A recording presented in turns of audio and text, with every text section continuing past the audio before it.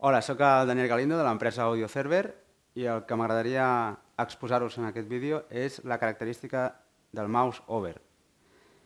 És a dir, una característica que només poden aportar les pissarres interactives de tipus electromagnètic i que en anglès té un nom, mouse over, en català no té cap nom, però no deixa de ser la capacitat que té la pissarra de poder-se ubicar, de poder assenyalar per on anem abans de clicar i fer un moviment. La pròpia navegació per un menú com aquest és molt més còmoda si tenim mouse over, perquè ens podem situar en la pissarra abans de tocar-la.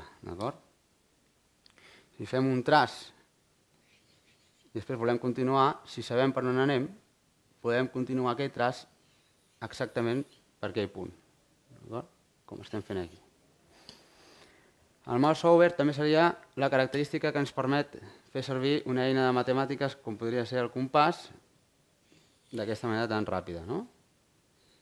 És a dir, podem situar-nos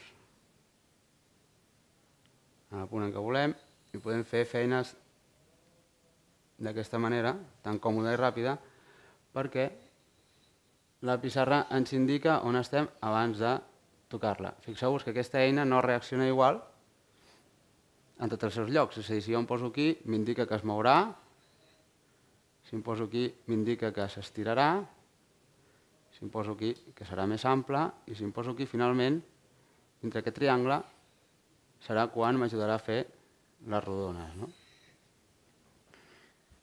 És absolutament fantàstic poder treballar amb una pissarra amb mouse over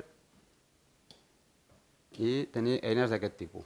La faig més gran o més petita, me la col·loco aquí, agafo el llapis, i faig un angle, en aquest cas, de 30 graus. Després m'aparto l'eina del mig i ja el tinc. Això és gràcies al mouse over. Tampoc reaccionarà l'eina igual si em col·loco aquí, si em col·loco aquí o aquí al final. Alguns continguts educatius no funcionen correctament si la pissarra no té mouse over.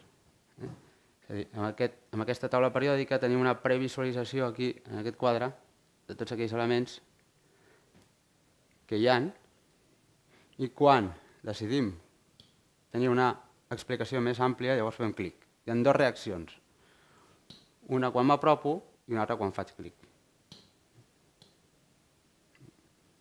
En aquest cas el mateix. Hi ha una previsualització d'unes etiquetes quan m'apropo i si decideixo que vull ampliar l'explicació, llavors faig clic i és quan surt aquí el text. Ho torno a repetir, que no sé si s'ha vist bé. M'apropo, tinc una previsualització de l'etiqueta, clico i tinc una segona reacció que és l'explicació, en aquest cas, del fetge. Coses una miqueta més complicades, perdó, passo pel mig. Com podria ser una classe d'anglès com aquesta, no funcionarà si la pissarra interactiva no té mouse over. És una pràctica per nens o nenes petits en la que ens convida a que esbrinem a veure quin tipus de roba necessita el personatge per vestir-se. Llavors, preescoltem i previsualitzem apropant-nos i prenem una decisió en el moment en què cliquem.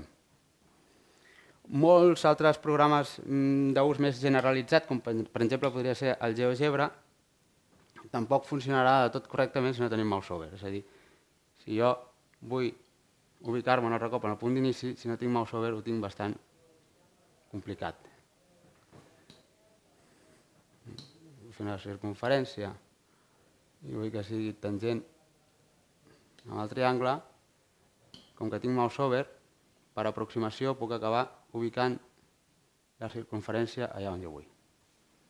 Per tant, resumint, és una pissarra interactiva que respecta la propietat del mouse over, que és una propietat que tenim en un ratolí quan treballem amb un ordinador normalment, però que en moltes pissarres interactives es perd. Llavors no ens permet treballar còmodament segons amb quin tipus de contingut educatiu.